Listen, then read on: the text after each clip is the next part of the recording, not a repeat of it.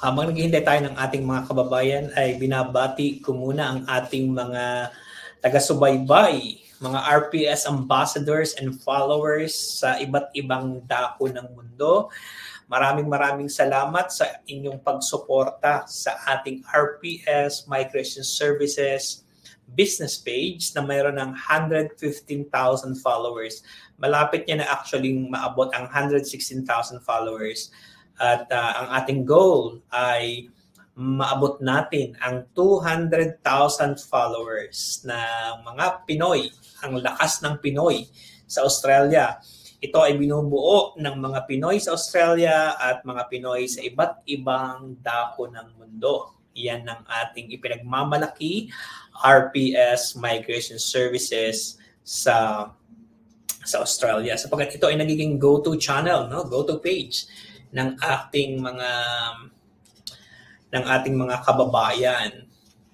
Kaya naman sa lahat ng ating mga kababayan na nakikinig at nanonood, no? Ngayong araw na ito, binabati ko kayong lahat saan man kayo naroroon. Ito po ang inyong lingkod, Attorney Reynante P. Sulit, abogado sa Pilipinas at isang registered migration agent sa Australia na may numero 138-2407. At pinasasalamatan ko ang ating mga taga-subaybay sa iba't ibang dako ng mundo sapagkat patuloy kayong sumusuporta sa RPS Migration Services. Mapapanood po ninyo ang ating live, ang ating streaming sa iba't ibang channel ng ating at iba't ibang pages ng RPS Migration Services. Simultaneously live tayo sa RPS Migration Services, RPS Migration Australia, Reynante Sulit, RPS Makati, RPS ACT Baguio, at of course ang ating YouTube channel, ng ating YouTube channel na RPS TV. Patuloy po kayong mag-subscribe sa ating RPS TV sapagkat mayroon na po tayong 877 as of my last check. 877 na po ang ating subscribers at pag naabot po natin ang 1,000 subscribers po, pwede na po ako mag-live through my mobile, no? So, but ngayon, po pwede tayo mag-live through desktop. Kaya naman, patuloy po tayong sumuporta. Alam ko yung ating mga followers, RPS ambassadors, wala silang YouTube channel, no? Kaya, inaanyayahan ko ang lahat ng ating mga kababayan na followers ng RPS na gumawa kayo ng inyong YouTube channel. Malay po ninyo, magamit nyo ito sa iba't ibang mga bagay, no? So hindi lamang naman kaya ka gumagawa ng YouTube channel ay para kumita ka or whatever. Iyon ay para ma-express mo ang sarili mo at makasabay ka kung ano ang trend, no? Mailagay mo doon kung anong gusto mong ilagay. So that is your personal property, no? Your channel. Kaya pag nakagawa kayo ng inyong channel, free naman yun sa YouTube. Then mag-subscribe kayo sa RPS Migration Services, RPS TV Australia para at least po ay tayo ay mas nagkakaugnay, no? Nagkakausap. Tingnan po natin ang ating mga nanonood sa ating channel sa iba't ibang dako ng mundo. Live chat, more like this, overview. Okay. Chine-check ko rin ang ating mga pages, na. Kaya meron tayong mga nanonood na mula sa Singapore, mula sa Australia, mula sa Pilipinas, at of course, dito sa United Arab Emirates. Alas 2 pa lang ng hapon dito sa United Arab Emirates. At maganda ang weather ngayon, hindi masyadong mainit, no? Yan yata sa Pilipinas parang umuulan ngayon, no, sa Manila. Binabati ko ang lahat ng ating mga RPS staff mula sa Makati, Miss Guainet and Peter Porto. Diyan sa RPS Baguio, we have Raquel and Miss Mickey.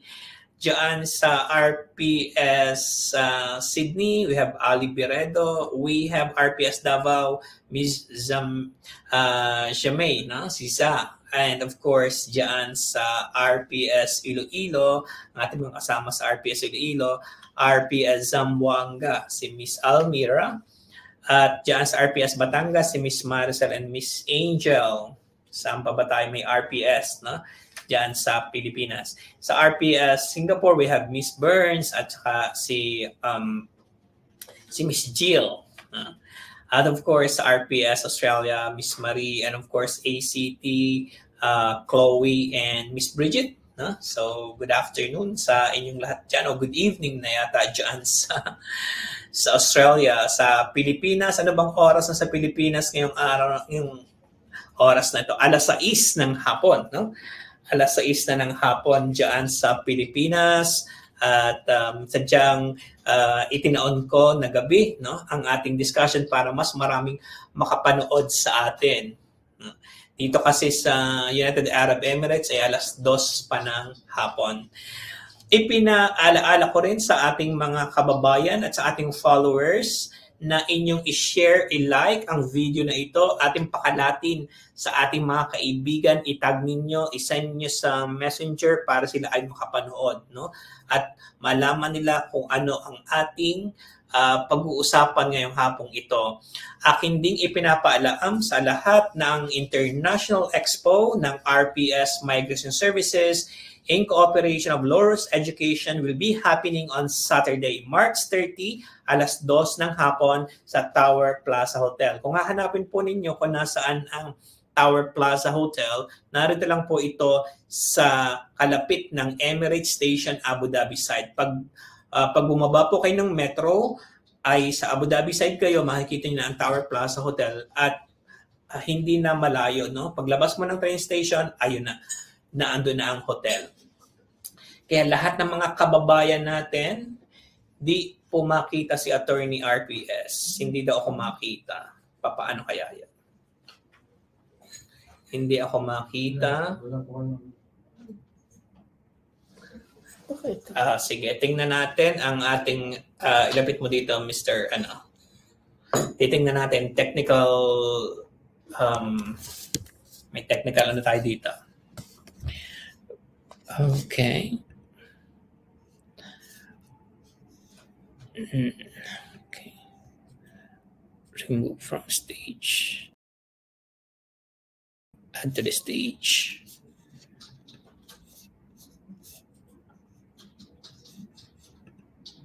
Yan. Oh, yan. Nakita nyo na po ang inyong lingkod, no? So,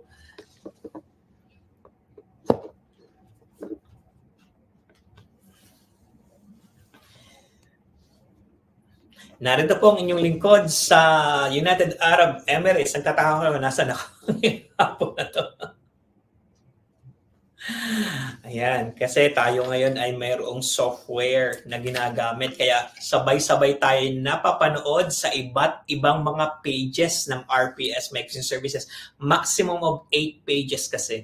So, kaya mapapanood nyo kami sa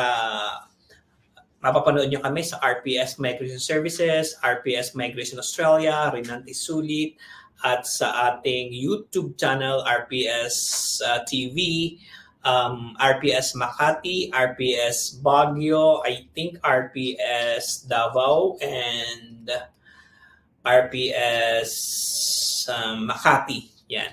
Mapapanood nyo kami sa mga pages na yan.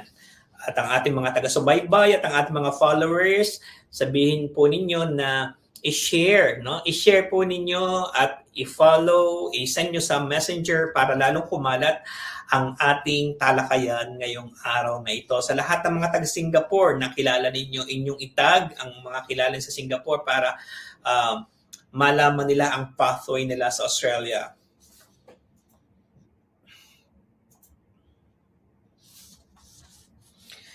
Alright, so pinapalala ko po ulit na ang ating International Expo dito sa United Arab Emirates ay magaganap ngayong Sabado, March 30, alas 2 ng hapon sa Tower Plaza Hotel.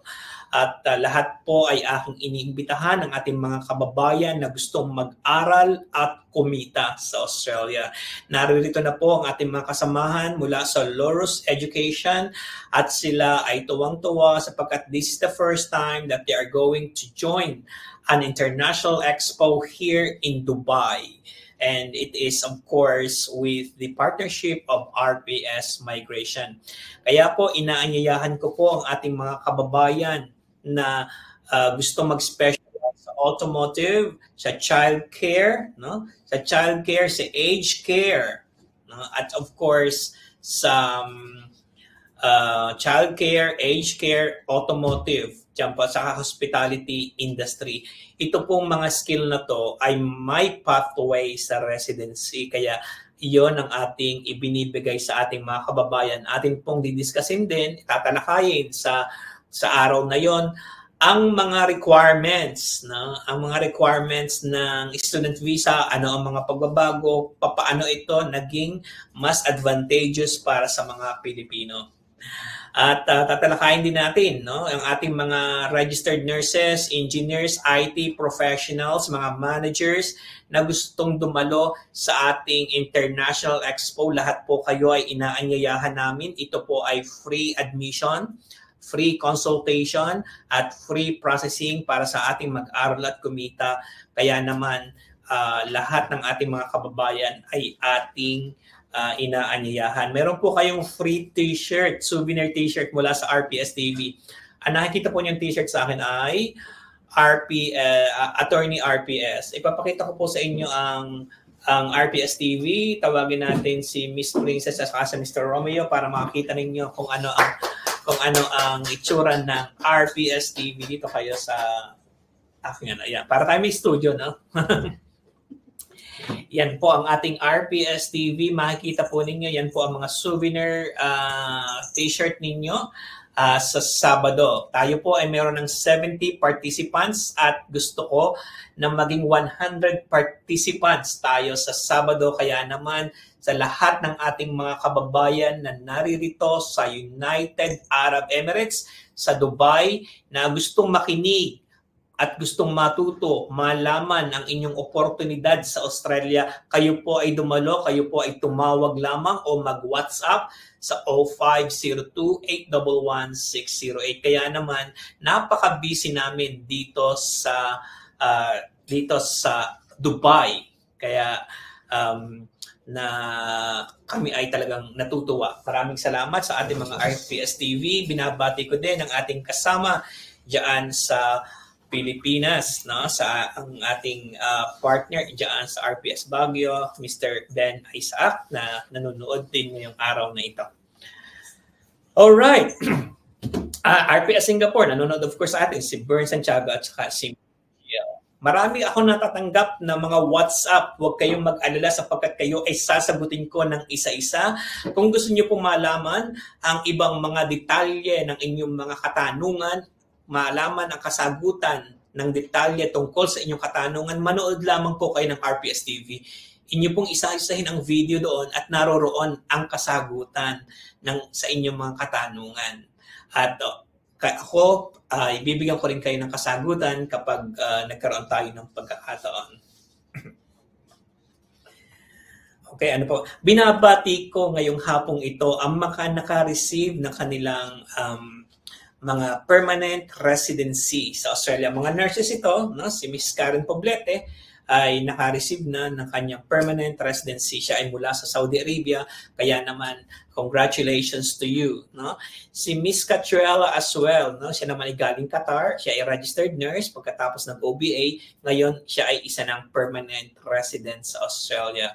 Binabati ko rin yung mga naka-receive ng ating mga student visa ngayong araw na ito, naka-receive na kanilang OSCE visa. Ang OSCE visa is actually a tourist visa because that visa will be used for OSCE.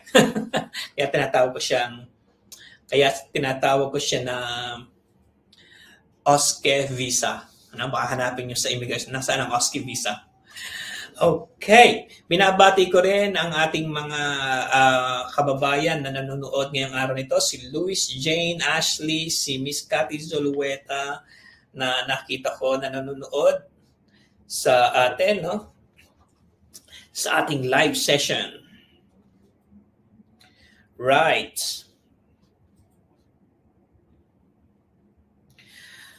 Ngayong araw na ito ay ating pag-uusapan ang isang pathway para sa mga nurses sa Singapore. Makinig kayong mabuti at napakaganda ng talakayan natin ngayong hapon na to.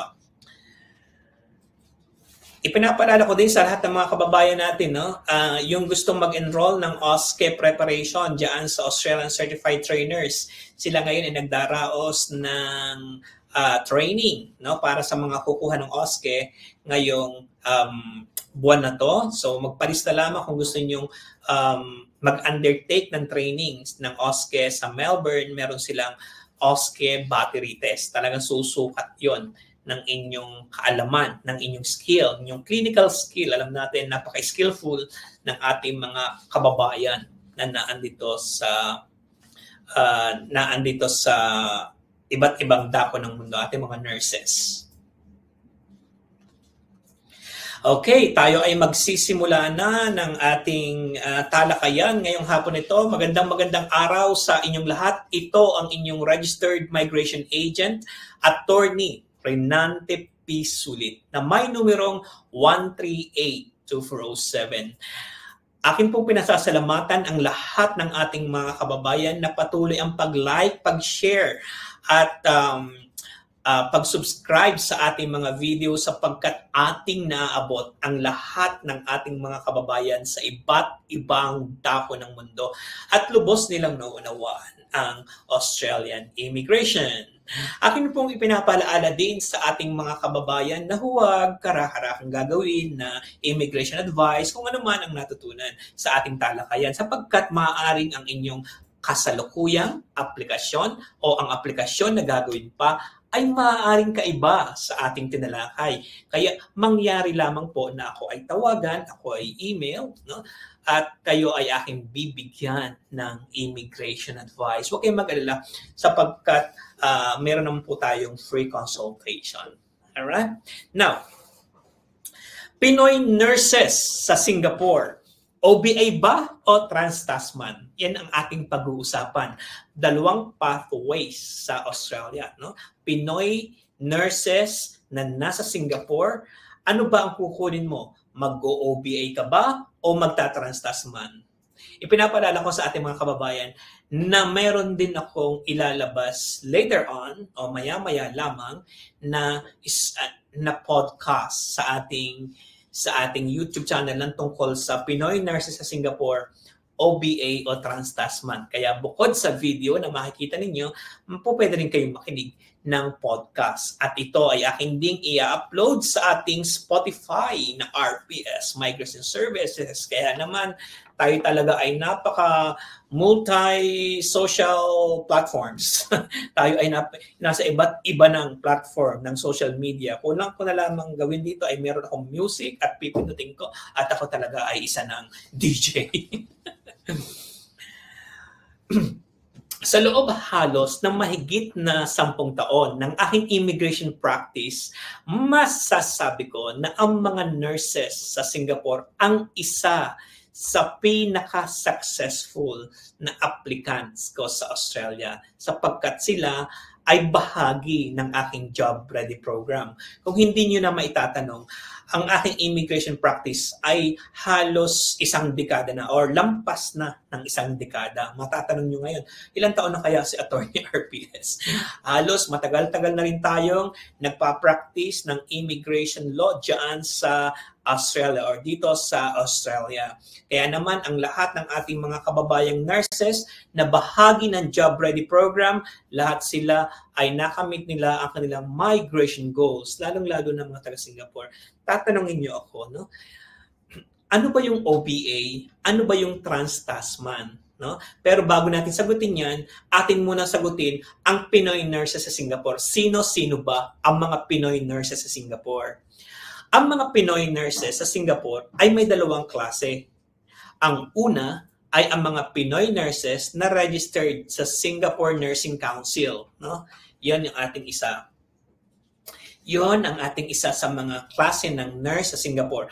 Registered nurse sa Singapore, ang ibig sabihin, sila ay pumasa sa examen, pumasa sa health, no? At of course, sila ay na-register, sila ay nasa role ng Singapore Nursing Council. Kaya naman kapag ka ang pangalan mo ay nasa role ng Singapore Nursing Council, ikaw ay makakapagtrabaho sa Singapore. At yun ang proseso. Ang kaibahan ng pagiging nurse sa Singapore, wala silang English test. No? Wala silang English test na katulad ng sa UK, katulad ng sa Ireland. No? Sa UK at sa Ireland, bukod sa examination, meron din silang English test. At katulad din sa Australia, merong English test. Sa Singapore, walang English test. Kung ikaw ay makakapasa lamang sa examination, ikaw ay magiging registered nurse na sa Singapore. Katulad din dito sa Dubai, katulad sa Middle East. Kapag nakapasa ka ng examination dito sa Middle East, then magiging registered nurse ka sa Middle East.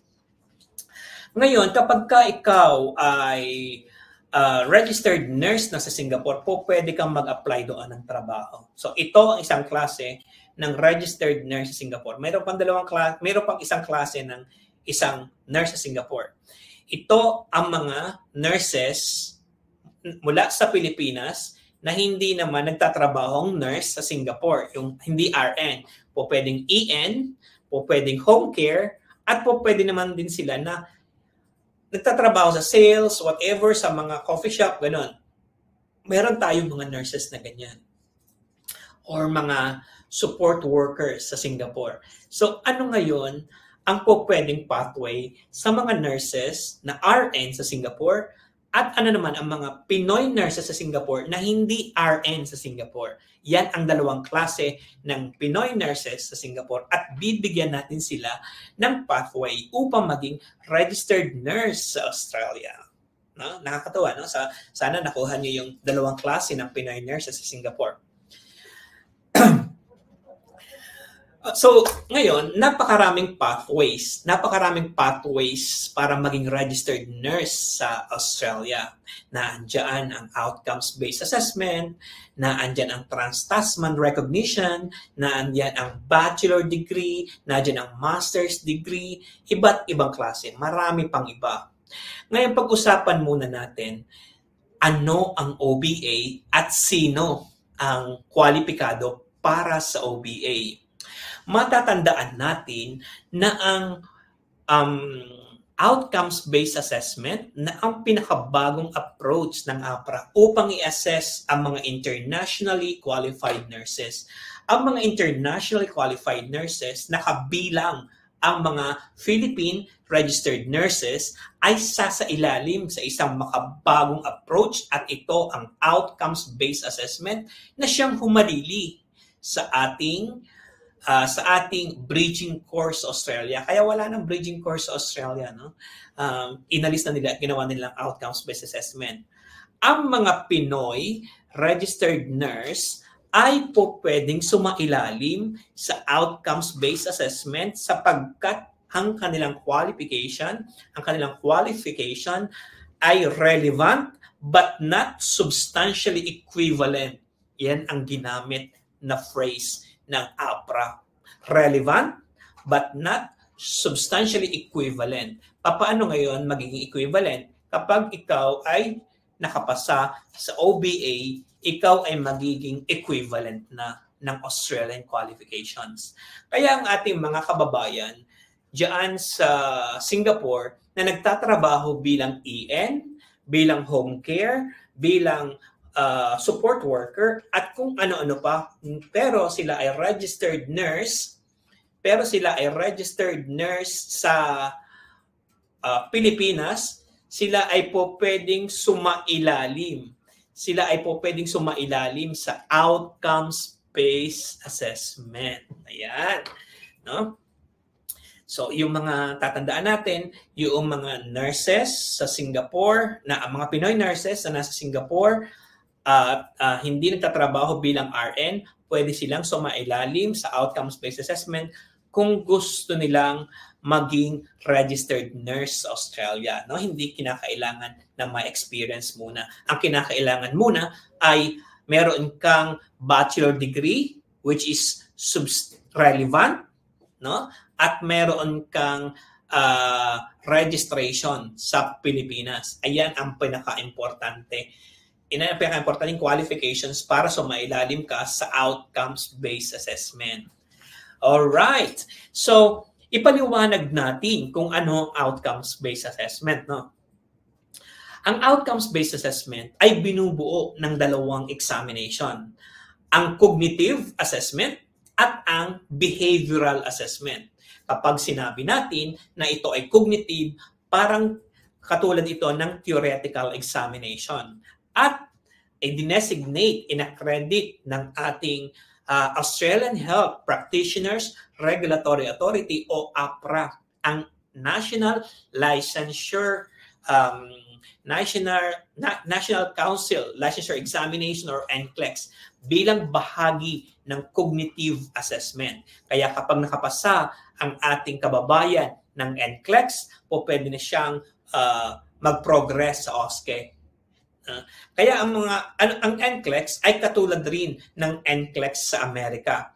Ang kaibahan lamang ng NCLEX ng Australia sa NCLEX Amerika ay yung referral letter.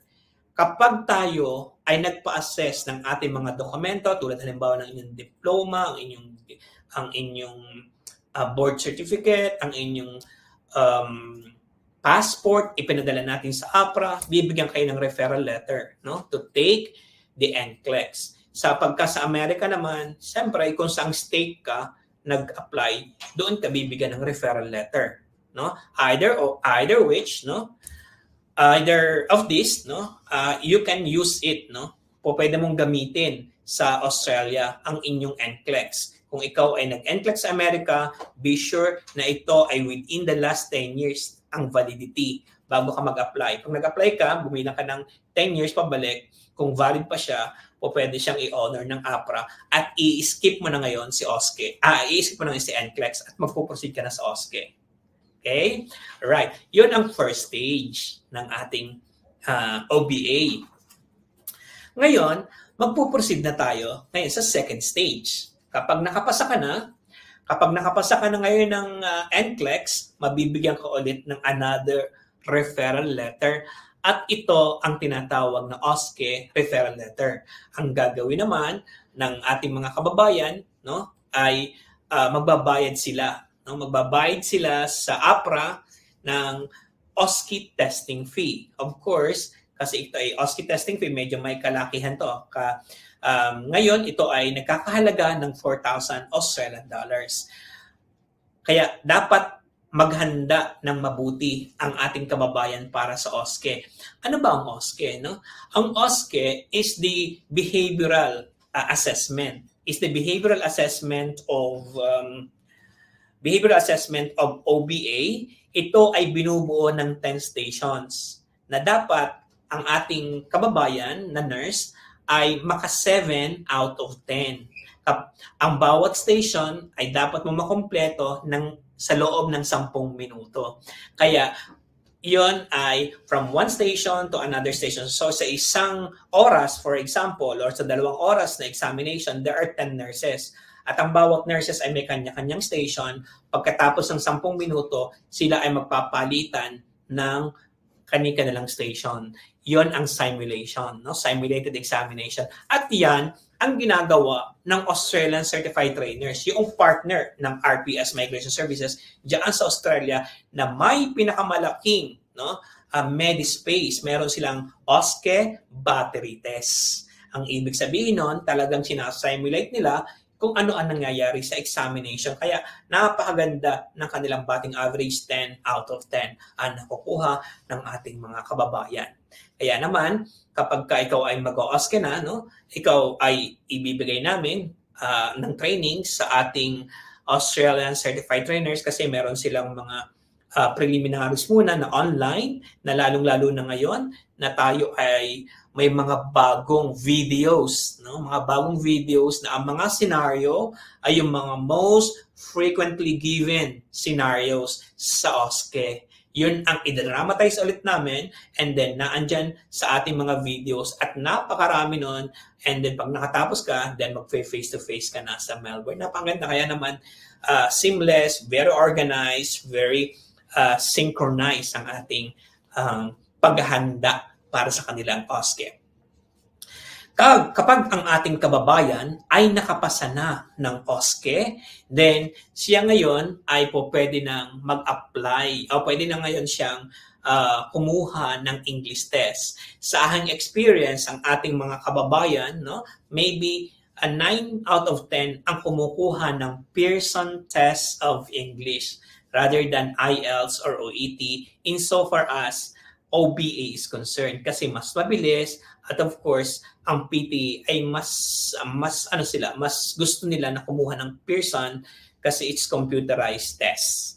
Kaya naman kapag naipasa nila ang English test, isasubmit lang nila ang kanilang mga criminal history check, certificate of good standing, commitment to professional indemnity insurance, and of course ang pinakamahalaga ay ang registration fee. Registration fee na napaka-minimal naman diyan sa APRA. Kaya yun ang mga government fees. Ang mga kababayan natin na nag-a-apply sa Australia, huwag niyong iisipin na babayaran niyo lahat in one go, no? Ang maganda sa Australia, babayaran mo lang kung kailan mo kailangan, no? Pay as you go, ika nga. Kaya napakaganda ng programang ito. At binibigyan ng APRA ngayon ng window ang mga nurses, lalong-lalo na ang mga kulang sa experiences o walang experiences, mga bagong graduate pero registered nurse sa Pilipinas, na po pwede silang mag-apply ng OBA upang maging registered nurse sa Australia. At kung halimbawa naman ng ating mga kababayan, no, ay mayroong 2 years of experience, in the last 5 years, po pwede silang mag-apply ng working visa sa Australia. So lilipat na sila. Ang dami ko natulungan dyan sa Singapore na mga hindi na out of practice, then nag-OBA sila. Ngayon, nasa Australia na sila. Kung hindi man sila ma-qualify sa working visa, sila ay qualified sa residency visa sapagkat ating ina-adjust ang ilang mga attributes. Halimbawa, kinakailangan kumuha ka ng superior English test or kumuha ka ng para-interpreter test, no? O ang asawa mo may qualifications ba, ipasas natin.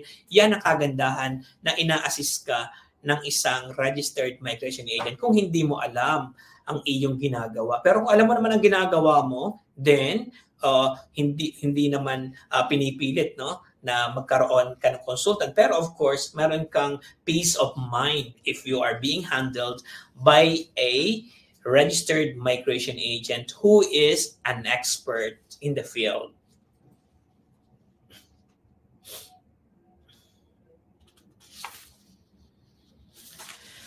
So, ang OBA ang isa sa mga pathway ng mga Pinoy nurses na nasa Singapore na hindi nagtatrabaho bilang RN. Ngayon, pag-usapan naman natin, yung mga Pinoy nurses sa Singapore na nagtatrabaho bilang RN sa Singapore.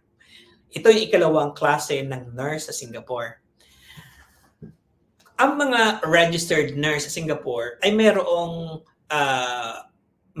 certificate. No, meron silang certificate ng registration dyan sa Singapore na gagamitin natin sa pag-apply.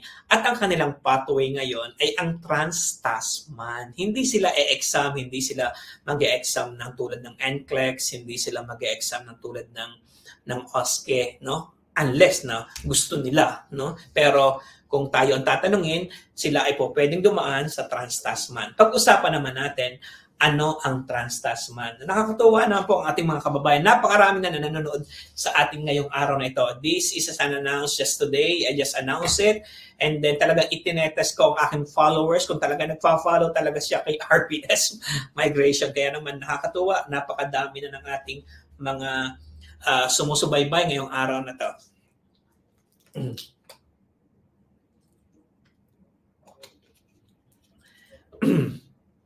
Okay, patalastas muna. Pinapaalala ko na ang International Expo dito sa Dubai ay mangyayari sa March 30, alas 2 ng hapon sa Tower Plaza Hotel. At inaanyayahan ko ang lahat ng mga kababayan natin, registered nurses, mga engineers, o kung ano-ano pang ginagawa nyo dito sa UAE, no? Ipakita natin ang lakas ng Pinoy kung gusto niyo mag-aral at kumita, no? At magkaroon ng oportunidad sa Australia, halika, usap tayo at magkita-kita tayo sa March 30, alas 2 ng hapon. Narito na po sa Dubai ang ating mga kasama mula sa Loros Education. Akin din pong tatalakayin sa naturang expo ang inyong pathway to Australia, paano kayo magiging residente sa Australia. Kaya naman, I'm very excited. At magkakaroon din po kayo ngayon ng t-shirt ng RPS TV. Ipapakita ko ulit ang ating mga model ng RPS TV. Miss Princess at Mr. Romeo, ipakita natin ang inyong RPS TV t-shirt sapagkat ang iba natin mga kababayan ay ngayon lang nag-tune in. Ayan. Ito po ang aming ipamimigay na RPS TV sa darating na Sabado. At kung gusto po niyo mag-subscribe sa aming channel, RPS TV, diyan po sa YouTube. At makikita po ninyo ang iba't ibang mga topics na aking diniscuss. At marami pa tayong didiscusin o tatalakayin ng mga migration topics katulad na halimbawa ng pagka-cancel ng PR, pwede ba ma-cancel ang PR visa mo? Paano pag citizen ka na, ano ang kakancelin sa'yo, di ba? So, ano yung mga ganyan? Ano ang mga grounds ng cancellation? Of course, pag-uusapan din natin sa mga darating na araw, yung carer visa, no? Hindi, carer. Ano tawag nyo? Care, parang aged care worker, carer. Yung mga nasa katulad halimbawa na nasa mga Israel, yung mga carer sa Hong Kong, carer. Kasi maraming tatanong sa akin, paano ba sir ang carer dyan sa Australia? Meron bang carer sa Australia? Magandang katanungan yan at yan ang aking didiscusin sa isa sa mga videos ko. Maraming salamat sa inyong dalawa, si Miss Princess at saka si Mr. Romeo, ang makikita nyo rito sa RPS Dubai.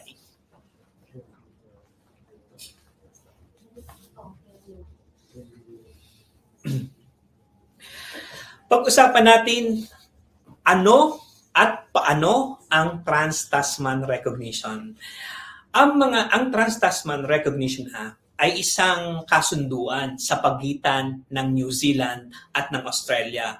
Merong mga piling propesyon na po pwedeng i-recognize ng bawat bansa na hindi na kinakailangan sumailalim ng panibagong proseso. Kung hindi, magkakaroon lamang sila ng pag-recognize noong profession na yun kung sila ay validly recognized or registered in either of the countries. Halimbawa, tulad ng mga nurse. Kung ikaw ay registered nurse na sa New Zealand, po pwede kang mag-apply ng iyong registration sa Australia nang walang iba pang gagawin kundi mag-fill up ka lang ng form. Okay? Ganun din naman, kung ikaw ay registered na sa Australia, ganun din ang gagawin. Yun ang sinatawag na Trans-Tasman. Hindi lahat ng profesyon, mga piling profession lang. Katulad halimbawa registered nurse, no? Katulad halimbawa mga medical professionals, registered migration agent, pwede rin, no? So, na maging Trans-Tasman. Before, meron akong lisensya dyan sa New Zealand. Hindi ko na lamang renew yung lisensya ko dyan sa New Zealand sapagkat hindi ko naman ginagamit at masyado ng busy ang inyong lingkod dito sa Australia at ngayon nga ay marami pa tayong ginagawa. Katulad ngayon, nasa Dubai tayo upang ating bigyan ng pansin, no? Bigyan ng mga free consultation ng ating mga registered nurses, engineers, medtech, radtech, doctors, at physiotherapists, occupational therapists, at lahat ng mga medical professionals, engineers, IT, lahat ng mga Pinoy na gustong mag-migrate sa Australia, kakausapin ko kayo at bibigyan ko kayo ng tamang immigration advice. So, paano sisimulan? So, naliwanagan na natin ano ang Trans-Tasman Recognition Act. Ngayon, pag-uusapan natin paano gagawin ang Trans-Tasman. Ang Trans-Tasman ay magsisimula tayo ng pag-apply, no, sa Nursing Council of New Zealand. At ang Nursing Council of New Zealand ay nangangailangan ng third-party verification. Pero kailangan tingnan mo muna, ikaw ba ay registered nurse sa Singapore? Ikaw ba ay may 2 years of experience, recency of practice? Ikaw ba ay iba pang mga ikaw ba ay mayroong criminal check, no? So gumagamit ang Nursing Council of New Zealand ng third-party verification. At ito ay isinasagawa ng CGFNS. Ang CGFNS ang siya magbibigay sa iyo ng mga requirements at sila ang mag-check on Nursing Council of New Zealand's behalf. Kumbaga, sila yung mag-check, tama bang employment nito, tatawagin nila yung mga employer mo, yung mga school mo, registration mo, anong mga bansa ka-registered sa Pilipinas, sa Singapore, ito ang kanilang i-verify. Kung ako sa ating mga kababayang nurses diyan sa Singapore, mas marapat na kayo ay mag-apply kung kayo ay may 2 years of experience. No? 2 years of experience, kahit pa yan ay kung saan Pilipinas at saka sa Singapore, na 2 years combined. Bakit? Kasi magbibigay ng daan sa inyo yan sa working visa. Kung halimbawa, naging successful ang iyong registration sa Australia or sa New Zealand, pwede ka mag-apply ka agad ng trabaho. At ikaw ay maghahawak agad ng working visa. Kaya yun lagi ang sinasabi ko sa aking mga kababayan, no? Sa ating mga kababayan. Now, gaano tumatagal, no, ang verification ng CGFNS? Ang verification ng CGFNS ay tumatagal sa halos ng 6 na buwan, no? Kaya ang mga nurses natin from Singapore na gusto mag-apply sa Australia, dumadaan muna sila sa New Zealand bago ang Australia. Ganun din ang UK, ganun din ang Ireland, no? Kailangan sila ay magpa-verify muna sa CGFNS at kapag na-verify na sila, magkakaroon ng referral ang CGFNS papuntang Nursing Council at kayo ay i-register na. Kung halimbawa, kayo ay na-register na sa Nursing Council of New Zealand, pwede na kayo mag-apply actually ng trabaho pending ang inyong APRA registration. Diretso po, pwede na yon. Kahit Nursing Council of New Zealand ang iyong certificate, ang inyong APC na tinatawag, Annual Practicing Certificate, no? Yan ang panghahawakan mo. Po pwede kang mag-apply ng trabaho sa Australia. At eventually po pwede kang mag-apply ng iyong APRA certificate. Pwede ka rin naman mag-apply ng APRA certificate kahit wala kang trabaho sa Australia, no? So yan ang maganda sa ginagawa. Bakit hindi pwede mag-apply ang mga RN sa Singapore ng diretso sa APRA, no? Kasi ang Nursing Council of New Zealand, ang New Zealand at saka ang Singapore's healthcare industry ay magkaparehong level. Ang Australia at saka Singapore hindi magkaparehong level. Kaya tumadaan muna sila sa ganun. Kasi pag nag-apply ka sa Australia ng direct, then OBA ang kahihinatnan mo. Okay? OBA kahihinatnan mo, magkakaroon ka ng referral. No? Yan ay bunga ng ating karanasan sa loob na halos ng sa 10 taon nating pagpa-practice, no? Diyan sa Australia. Now, bakit naman kinakailangan ng English test ng New Zealand para sa mga nurses sa Singapore, samantalang hindi naman kailangan ng taga UK or Ireland for purposes of registration? Kasi nung nag-register ang mga Pinoy sa Singapore, hindi naman sila nag-sit ng English test. Doon sa UK at saka sa Ireland, sila ay nag-sit ng English test. Kaya for purposes of registration, pwedeng walang English test na ipakita ang taga-UK at ang mga taga-Ireland registered nurse sa Nursing Council of New Zealand. Ang mga taga-Singapore, kinakailangan silang mag-sit ng English test. At take note, hindi lahat ng English test ay po pwede na kuhanin. O pwede na lang kuhanin ang IELTS or OET. No? Hindi sila po pwedeng kumuha ng Pearson Test of English. Ayaw ng Nursing Council of New Zealand. Ayaw ng Nursing Council of New Zealand ng Pearson Test of English. Gusto nila ay IELTS lang at saka OET po. Pwede naman combination, no? Combination, IELTS to IELTS, saka OET to OET. Minsan may nagtanong sa akin, sir, pwede ko bang i-combine? Oo, pwede. Yung pong IELTS, OET, hindi. Kinakailangan. Ang combination mo is IELTS lang. Kung OET, no? Kung ilang combination man na yan, so ipakikita mo kung ikaw ba ay nag-comply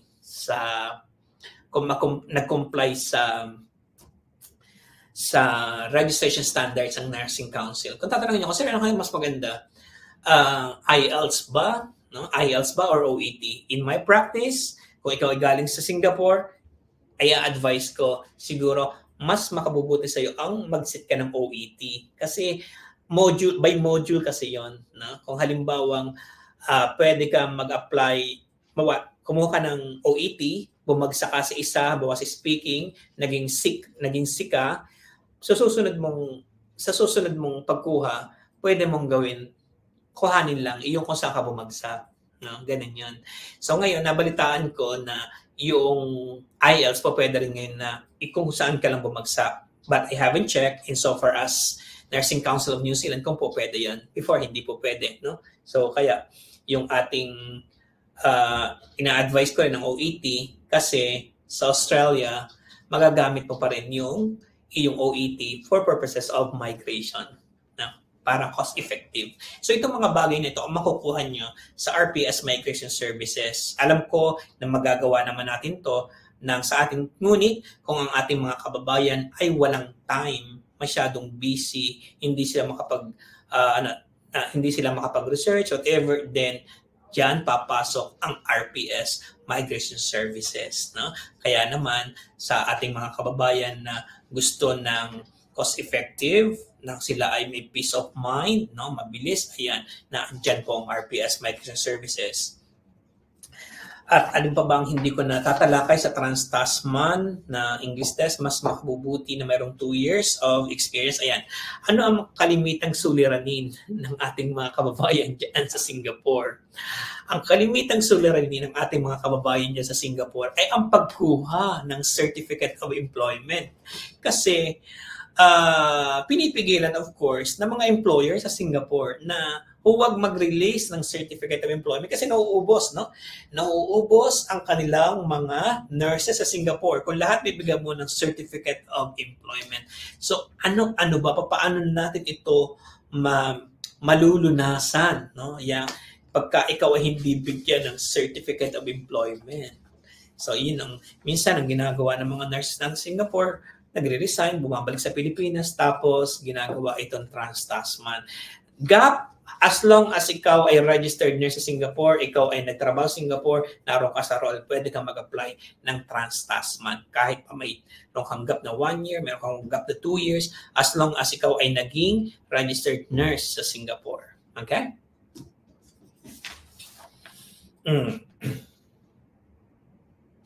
Bakit ba pinipili, no? Bakit ba pinipili ng ating mga kababayang registered nurse sa Singapore na lumipat sa New Zealand or sa Australia? Kasi mahirap kasi sa Singapore ang maging resident at citizen.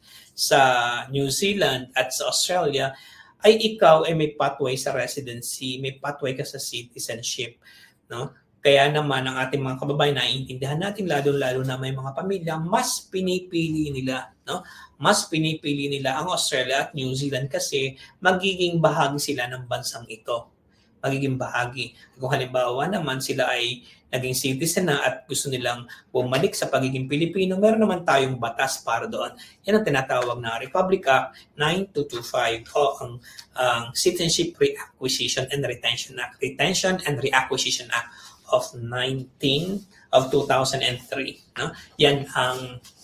Yan yung batas para maging dual citizen kayo sa Pilipinas.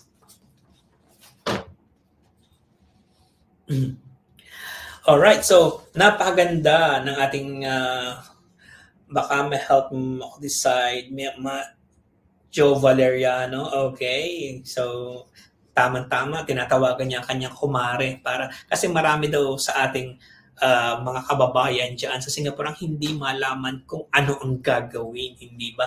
Kaya naman sa pag-iisip ay kayo ay nag-overage na, nalampasan na ang 45 years old. Pinapaalala ko din kung ang ating mga kababayan ay lampas na ng 45 years old o lalampas na sa 45 years old, huwag kayong mag-alala. So, ang ibig sabihin nun, magiging OFW kayo, hindi sa Singapore, kundi sa New Zealand at sa Australia lamang. Pero kung may pagkakataon kayo na mabit nyo ang 45, simulan na natin. No? Kasi investment yun din naman yan. Kaya kung merong isang migration agency na inyong pagtitiwalaan ng inyong future sa Australia, then naandyan ang RPS Singapore na nasa Raffles. No? Pwedeng tawagan si Ms. Burns, ang ating RPS Migration Australia sa Melbourne, no? At ang ating ibang mga ating RPS sa Pilipinas at kayo ay aming tutulungan. No? Kung meron tayong mga cost-effective migration plan, hindi naman nyo agad iisipin na yung cost ng residency. Kasi merong pagkakataon na ang ating mga nurses ay lumilipad na sa Australia sa pamamagitan ng working visa at habang sila ay nagwo-work doon, sitting on a working visa, kinikita na nila yung pambayad nila sa residency. Ang ginagawa ng RPS Migration Service, ipinakikita namin lahat sa inyo ang po pwede nyong gastusin. Hindi ibig sabihin ay babayaran mo na ora mismo. Alright? So, napakagandang insight nun para sa ating mga kababayan. So, iyan ang talakayan natin ng tungkol sa pathway ng ating mga Pinoy nurses na nasa Singapore, kung ikaw ay hindi registered nurse sa Singapore at kung ikaw ay registered nurse sa Singapore. Kung hindi ka registered nurse sa Singapore, try OBA para maging registered nurse sa Australia. At kung ikaw naman ay registered nurse sa Singapore, try Trans-Tasman Recognition Act para maging registered nurse din sa Australia. Kaya naman po, ang RPS po ay bihasang-bihasa expert po sa dalawang pathways na ito kasi hindi lamang lip service ang aming ipinakikita. We have the skills, qualifications, and experience. Tandaan po natin na lagi tayong makikipag-deal sa mga registered migration agent at sa mga may experience sa ganitong larangan para kayo ay magkaroon ng peace of mind. Ang ino-offer ng RPS Migration Services ay Job Ready Program. Ang ibig sabihin nun, registration hanggang maging residente. At ang inyo, i-guide namin kayo sa tamang proseso.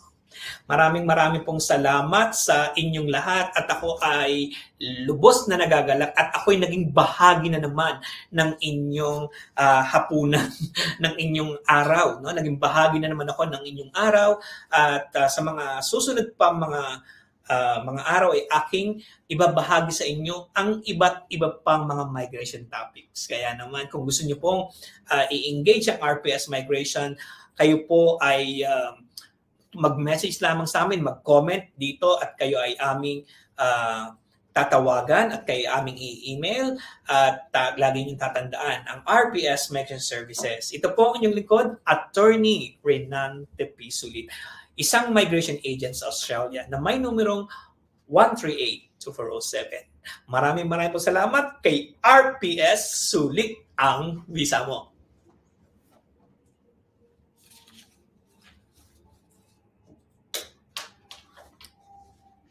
Bye-bye po. Sir Romeo.